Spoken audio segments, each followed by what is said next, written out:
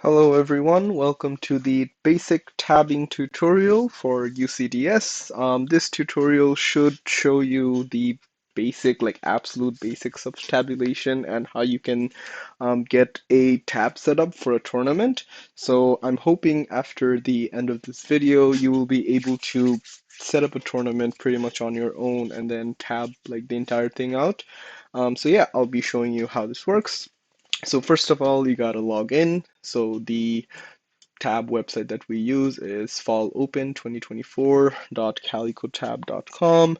And the reason we do this is like we basically just reuse the one tab that we have because every time you make an account, you only get like one tournament.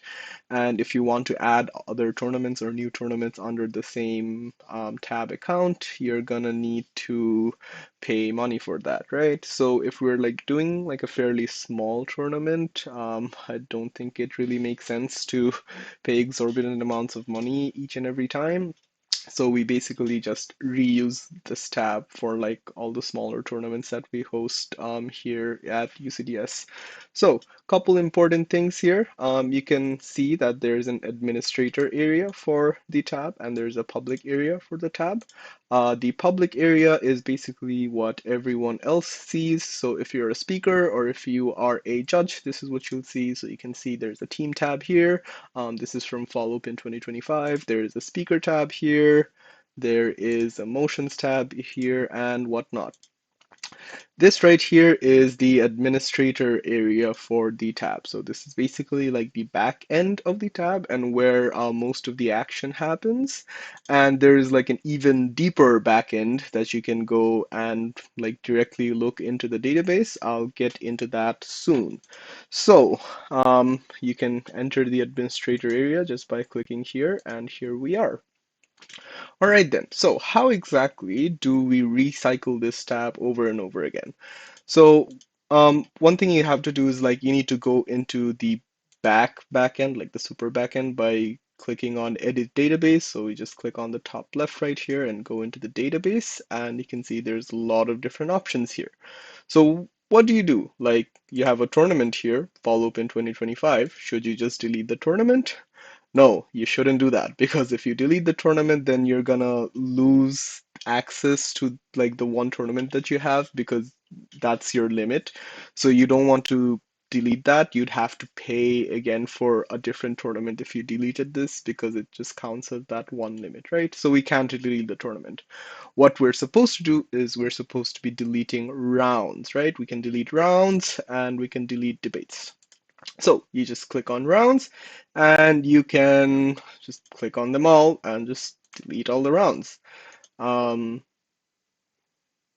so yeah, I just clicked delete all rounds. Let's see how it goes. Okay, great. So it's gonna give you a bit of a warning here. It's gonna, when you remove the rounds, it's going to remove a lot of things at once, right? So it's going to remove the debates that happened. It's going to remove the round availabilities and all of that stuff. And it's basically going to give you like a empty tab, right? So I'm not going to delete all the rounds right now because I do want to show how the tab works with the teams in there. So yeah, so for now, I think I'll just go into debates over here and delete all the debates so that it removes all the history of all the debates that have happened. So I'm going to delete all the debates right here.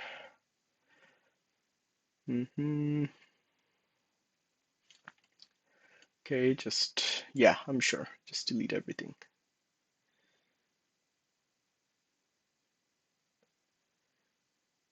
Okay, great. So all the debates have been deleted. So now it's as if this tournament has had no debates at all.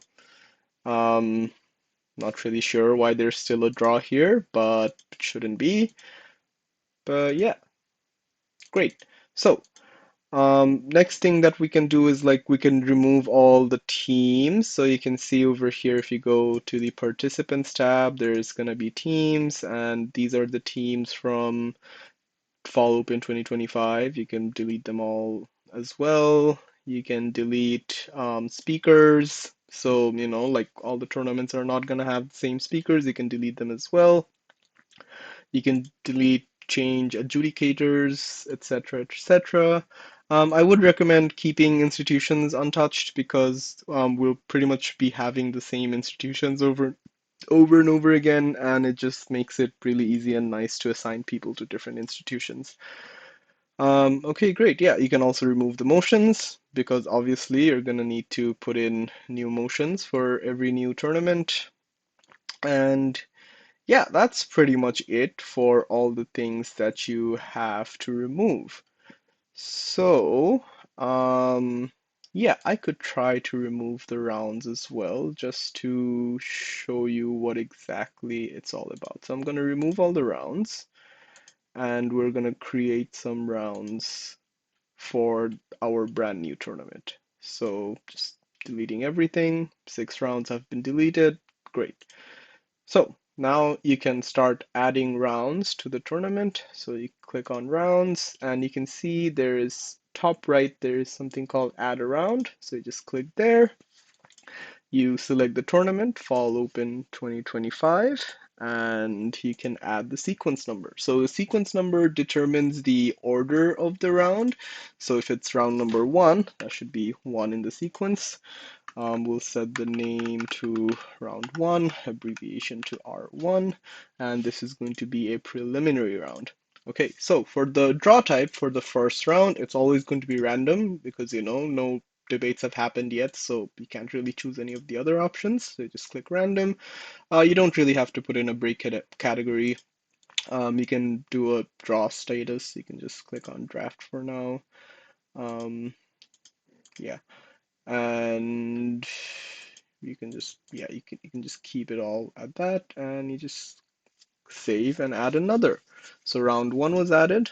Select the tournament again, sequence number 2. This one's going to be round 2. Abbreviation is going to be round 2. Stage preliminary, draw type. Okay, so from round 2 onwards, for all the preliminary rounds, the draw type that you want to keep is going to be power paired. What this means is like the top teams are going to be debating against the top team. So team number 1 is going to be debating against team number 2, and the bottom teams are debating against the bottom teams, right? So that's what power pairing means. Draw status, you can just leave it at draft for now. Motion status not released because there's no motions here. Cool, great. So we just save and add another one. Round 3, sequence number 3. So round 3, oops, R3, preliminary, draw type, once again, power paired. You can leave the break category. If there's only one break category, you don't really need to like think about that. Draw status, you can just leave it draft for now. Motion status not released for now. Great. You save and add another. Oh, yeah, gotta select the tournament. Cool. Save and add another. Select a tournament. Sequence number 4. This one's going to be round 4. R4. Preliminary. Draw type. Once again, it's going to be power paired. Leave that at draft. Okay, now generally, if we have like, let's say a 5-round tournament, let's say we can keep the last 2 rounds silent. So you can just click silent right here, and that's gonna make this round silent, and you can just save that. And once again, let's say we have round 5, and leave it at power paired, draw status at draft, and we can keep that silent as well. Great, so you can see that we've added 5 rounds to this tournament. First one's going to be random draw, and the remaining is going to be power paired, and the last 2 we have decided to keep silent. So you can like also select it from here if you want. You can put all rounds to silent, but we generally don't really do that. Great, so after we've added 5 rounds, let's say this tournament breaks directly into the finals. So for this one, let's say we have grand finals, and this one will be the grand final, and this one will not be preliminary anymore. It's going to be elimination. Draw type for this one is also going to be elimination, and the draw status, you can leave it at draft for now. These rounds are also generally silent, so you can just click on silent and just leave it at that. Let's say you had like semifinals, you could like we call this semifinals, call this SF, and this will also be elimination, and you just do that, right? So for this one, I'm just gonna leave it at grand finals. Let's say GF, and just keep it at that. Oh, so sequence number is going to be sixth round in the tournament. Yeah. And oh yeah, if it's an elimination round, it's got to have a break category. So, we'll just keep it at open. And a preliminary round must not have a break category. So yeah, we just do that. So we save this and boom, we've got our 5 rounds added into the tournament. Just click save right here just to be sure about everything. And great, so we've got our 5 rounds in our tournament. So after that's done, you can like add a lot of people into the tab through the backend, like the Django backend here. You can like add motions same way as well. Top right, there's always going to be an add button. You can do that for the adjudicators, you can do that for the speakers, whatnot, right? Another option to do that is through this mid end, I guess you would call that. So you'd go into setup and click on import data, and you can import teams and data here. So let's say you wanted to add a team. So I'd click on add teams. I would select which institution they're from. So let's say it's a UCDS team, and then you just add the institution name, you add the speaker's name, you add their emails, and then you just click on save. Great. We already have a bunch of teams in this like 2025 tab already, so we can just utilize those. But if you wanted to add teams, we could do that. As an example, I could probably show you how to add like an adjudicator. So for instance, let's say it's an adjudicator from USDS. You can just add their name. Let's call him John Debate. And we can add their email address, johndebate@gmail.com. Great. So now this adjudicator has been added into the tab, and we can see by going into the participants tab, where is John Debate? There we go. John Debate from USask.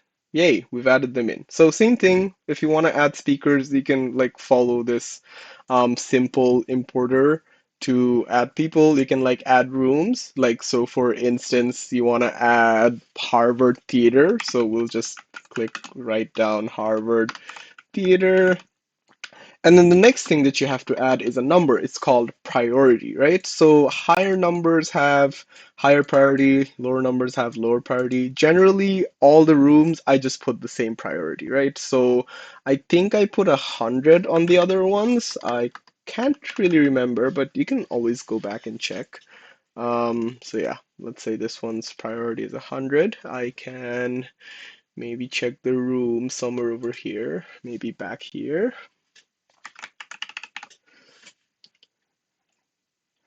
Great, so yeah, we've got the rooms over here. Yeah, they're all set to the same priority.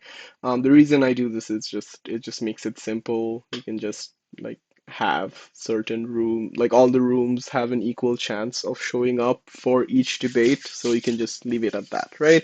So you want to have enough rooms for enough debates, so always keep in mind the number of teams you have, how many debates you're having, etc., etc. Great. So once we've imported all the information and added all the teams and added all the participants, you can go and look at the configuration of the tournament, and this is where a lot of really important stuff is going to happen. First off, we've got score rules. This one shows the range of scores that can be awarded to speeches. So for this tournament, it was 65 to 85.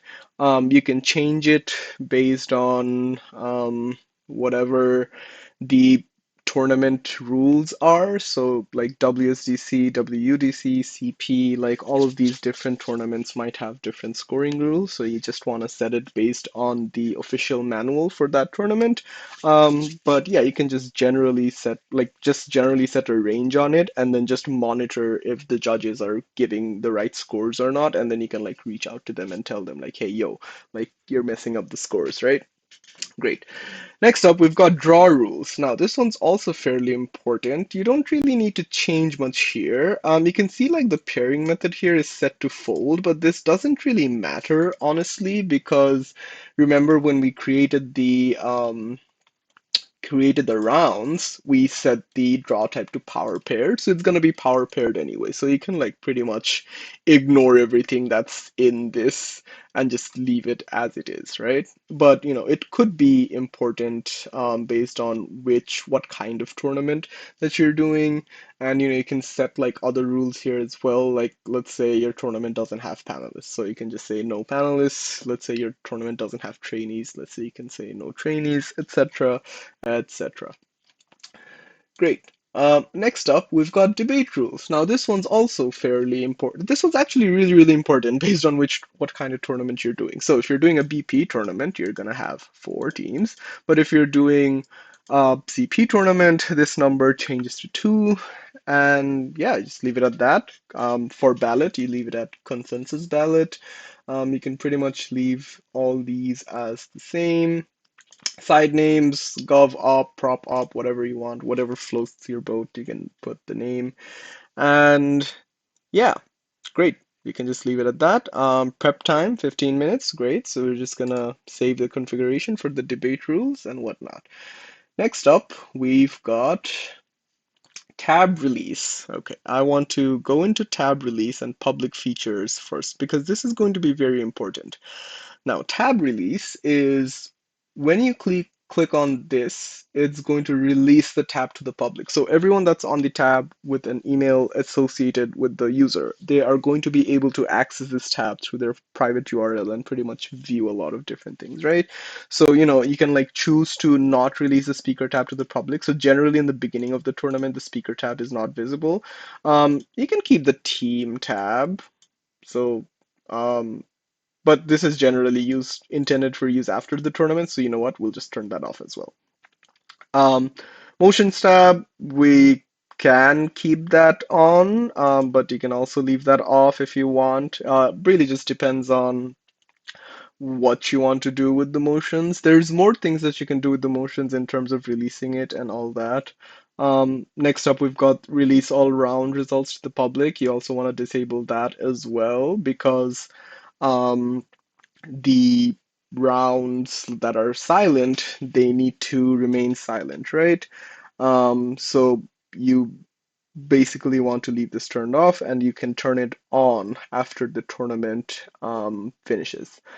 Yeah, so great. So I'll just save that. Next up, we've got public features. So this is going to be like what the people can view publicly. So essentially, when you go into the public area of the tab, all this stuff that they're seeing, this is going to be what is determined here. And as you can see, like we removed the motion tab, we removed the team tab, and we removed a bunch of tabs, so that can't be seen anymore. Also, in the beginning of this video, I deleted all the debates, so there's like no history in it anyway, right? So public view of participants list, yeah, sure, we can leave that. Institutions list, sure, we can leave that. Public view of results. Yeah, this one will only show the non-silent round, so you can leave that on. Public view of team standings. Sure, you can leave that on, but it doesn't show the speaker scores or anything. And it will not include any of the silent rounds. Public view of motions. Sure, you can leave that on. Public record pages. Sure, you can leave that on. Pretty much, yeah. In the bottom here, you have the tournament description. So this is what you see in the landing page. So let's say you just go to the home page. This is what you see over here. So, if I change this, like tabbing tutorial and core, let's say is John debate. You save configuration. You can go back to the public area and you can see, well, it hasn't updated yet, which is kind of annoying. Yeah. Oh well. Whatever. This will yeah, this will like update at some point. Like it'll work. It'll work at some point. Trust. Like we've done this before. It's just not working for some reason right now. Let me just see if I can do some shit to make it come out. Okay, I have no idea why this is not working right now, but generally this works, okay? Um, so yeah, great. So we'll just leave it all at that. So public features, make sure you pay close attention to which information is available to people before the tournament and when you're setting up the tab. So yeah, do take a big interest in this. We can look at some of the other options as well, like the UI options. You can like adjust it if you want, showing team institutions. This is something that's generally turned off, like in really, really big tournaments like Woodok or whatever, they like hide the institution names to prevent bias or whatever. But yeah, great. So next up, oh, we've also got oh, never mind. Next up, we've got the motions tab. Now, this is where you can like enable or disable motions and stuff like that. You can allow motions to be reused, but like I generally don't really use this tab as much because any kind of motion stuff that I need to do, I just do it in the back end over here. So as you can see, if you look for motion, there we go. We've got the motions here. So here's like 5 different motions, and you can like click on that and you can like add these motions in, and you can select which tournament it's for, whatnot, and everything, right? Great. Okay, so once all that's done, um, you have your tournament pretty much set up. So, you know, you've set your debate rules, you've set everything over, and that should work. You can go to the private URLs tab, and there's going to be a button here to generate URLs. Now, every user already has private URLs, so we don't really need to worry about it. Look, even John Debate's got a private URL, but generally you'll just click on generate URL. If you want to send people their private URLs, you click on email URLs, you select the people you want to send it to. So, you know, John Debate hasn't gotten the URL yet. So we can select this person, and then you want to scroll all the way down and add a subject for your email and add the message, and then you click on send message and it should send it out.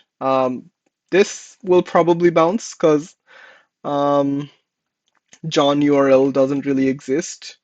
Um, but yeah, you can you can send it to other people when needed, right? Great. So cool. Once you have all that set up, you can see there's like emails over here. Export all data. You can like export all the data for the tournament. So, you know, like if you want to preserve all the tab information, you can click on this and it'll save it all. Great. So oh, we've also got check-ins. You know, like you can create identifiers. You can figure it out as you go. You can look at this later. This is not super important. But let's get straight into running the tournament, okay? So here is round one, right? So the way that this works is like you have to mark availabilities for the different teams. So you just go on mark teams as available, and you know, all the teams should be there. So we just click on all. And then we go back. See, they're all available. For edges, we'll just like make everyone available and go back. If someone's not available, like they're not here for round one, you can maybe remove them. Like let's say Prithul's not here for round one, we'll just remove him and go back, and you can see that being reflected. Now, for this round, there needs to be a bunch of different rooms available. There needs to be at least 8 rooms, but we don't have 8 rooms because we changed it from BP to CP. So I'm just gonna add a room real quick. So set up, import, add room, um, room 2, sorry, 200, room 3. Great, so we've added 2 more rooms. Go back to round one, and just mark all the rooms as available. Great, so now we're ready to generate the draw. You can click on view draw now. There's no debates in this round, so you can like click on confirm draw. Hmm. not really sure what's going on here. I think I needed to add a debate or something like that. Um, Wait, go back and check. Yeah, so a lot of this is gonna happen pretty often, right? So you're gonna see that you might run into some issues once in a while. I guess I'm facing a bunch of issues here primarily because didn't remove everyone at once. So that could be one of the reasons. I'm going to investigate and I will be right back. Okay, I figured it out. So basically, remember how I deleted all the debates? Probably shouldn't have done that. But you know what? You can just go back to the backend, go to debates, and then like add in the debates. So, like let's say I'll add round one. That's one debate. And then I'll add round two. That's another debate. And then let's say I'll add round three. That's another debate. I'll add round four. I will add round five, and I will add the grand finals. Great. So now we have five debates. Okay, great. So you might want to do that as well when you're setting up the tab. Great. So going back to where we were before, you can mark everything as available, and then you click on Generate Draw. And this will create a draw for this debate. So we can see like the rooms are like randomly allocated and people are randomly assigned to each other. So once you confirm the draw is ready. You can do adjudicator allocations. So, you basically just drag and drop people into the chair position. You can also click on like auto allocate, and this will just like automatically allocate people. You can decide to put people as trainees, if you wanted to. It's just drag and drop, pretty simple, right? So you can go back. All the debates have adjudicators allocated to them. Be wary of conflicts. Obviously, there's going to be conflicts. You can figure that out in the allocation screen. So you see all these like yellow marks is going to be some kind of conflict, or like a like yellow mark is going to be institutional conflict, and red mark is going to be like a conflict that people have like specifically indicated. That's generally more relevant for like bigger tournaments where like all there's like a conflict form and everyone fills out all the information there. But for like a smaller tournament, it wouldn't really matter. You can just manually set people in, right? Okay, moving on. Great, room allocations, you can edit that too. We can edit a lot of stuff, and then you click on display draw. Cool. So once the draw has been displayed, you are here in the display draw screen. You can enter the motion over here. So, like I showed previously, you could add the motions in the back end.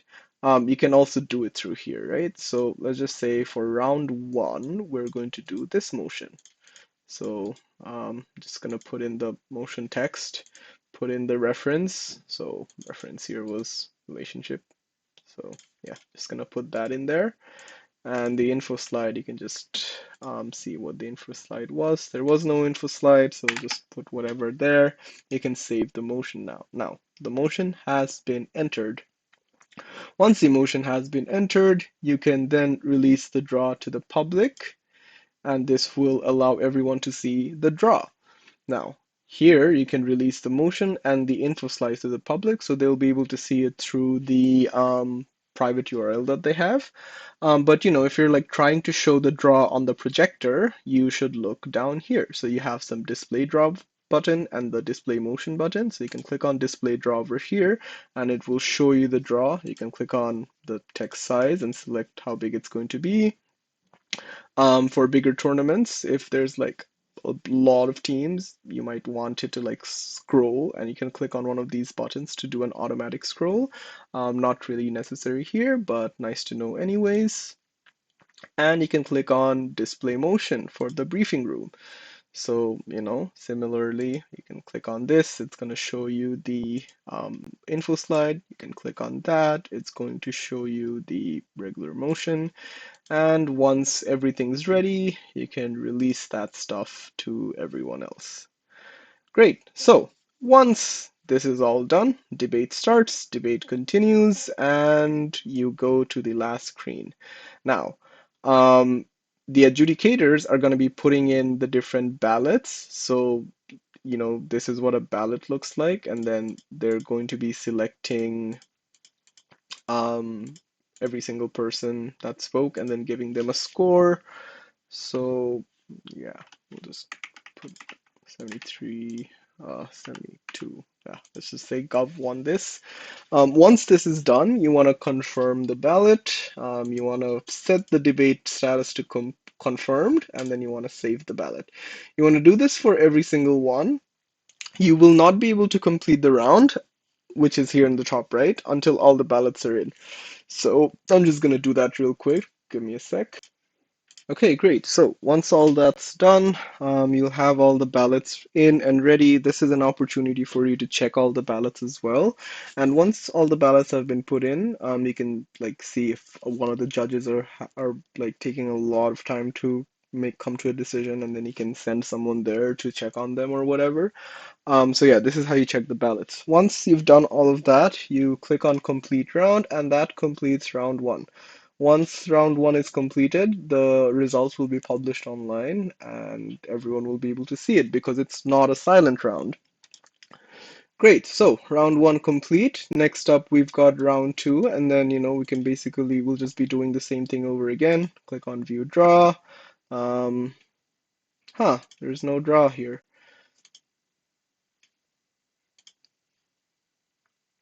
Just click on confirm draw. Oh, there's no draw. Wait, I gotta fix this again.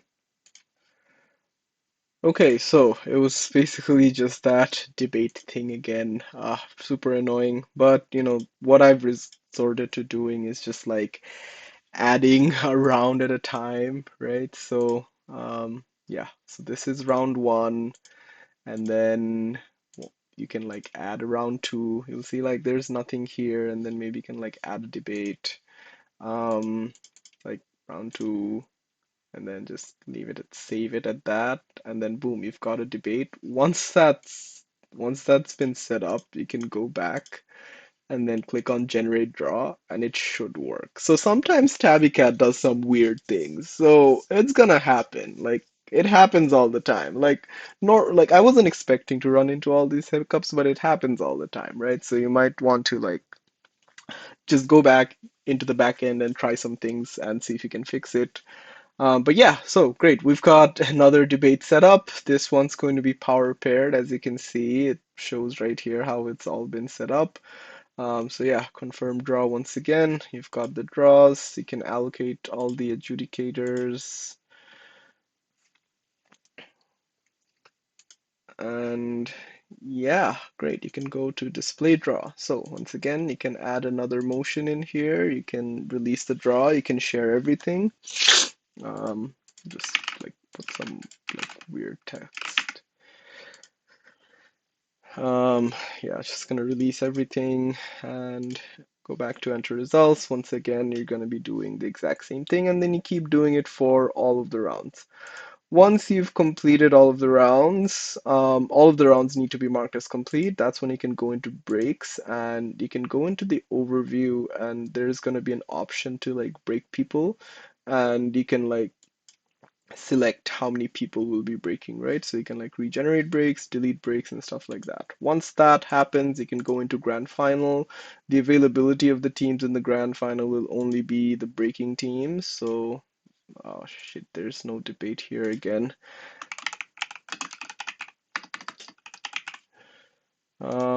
Great. Grand finals. Okay. So just gonna go to the back end again, go to debates, add a grand final debate, just like the grand final, just put that in there, and then we can generate, we can mark everybody as available, we can mark all the rooms as available, and we can maybe generate a draw, maybe, yeah. So this is just based off of whatever score we have until round two, and then it just makes something like that. It shouldn't be like this, it shouldn't be like this because it shows that there's two teams here basically, but you can like easily fix that by adjusting the breaking team. So you can go into break here, and then you can adjust the break. So as you can see, you can go into break category over here and then adjust the break size. So breaking teams, number of breaking teams in this category, you can just change that, right? So it's gonna be two. Because if it's directly going into grand finals, we're only going to have the two teams in there. So this is going to depend on how many out rounds you have after the preliminaries are set up, right? So yeah, you can like save the break categories, and then you'll have two spots. You can see the break. Sure, save and update all the breaks, whatever. This is gonna be a reserve break if one of the breaking teams can't make it. So yeah, go back to the draw. We can delete the draw. Can generate it again, and boom, there we go. We've got a grand final with two teams. Now we can confirm the draw. This is pretty much how it all works. So this is like the basic absolute basics of setting up a tab, right? This is basically how it's going to go all the way throughout. You might run into some hiccups here and there. That's totally fine. That's totally normal. You know, you can just go into the back end and then try to figure out what went wrong and try to fix it, because Tabbycat is a bit unusual like that sometimes. So yeah, I can just like delete all the rounds again, and yeah, once again, after this is done, whoa, something's gone really wrong. Hmm. Well, yeah, we deleted the 6 rounds. That's pretty awesome. Yeah, there's no rounds here. So you can go back to the admin area. Um, yeah, so we gotta create some rounds again. So boom, I'll just make a round because it's not letting me go to the regular admin area without having some rounds. Um, Draw type random for round one. Draft. Yeah, we can just leave it all at that and save. Boom, boom. Will this work? I hope so. I really hope so. Okay. Yay, it's working. Again, see, we've got round one. So this is basically how it's going to work. You're going to delete the debates, delete the rounds, but never delete the tournament, because that will just like demolish this tab. Okay, so hope you guys got a good idea of how tabbing works here. And I think this video did show a good idea of what tabbing generally looks like. We did run into some hiccups in the middle. That's completely normal. It's gonna happen a lot because Tabbycat is a little weird sometimes. But yeah, that's about it. Happy tabbing.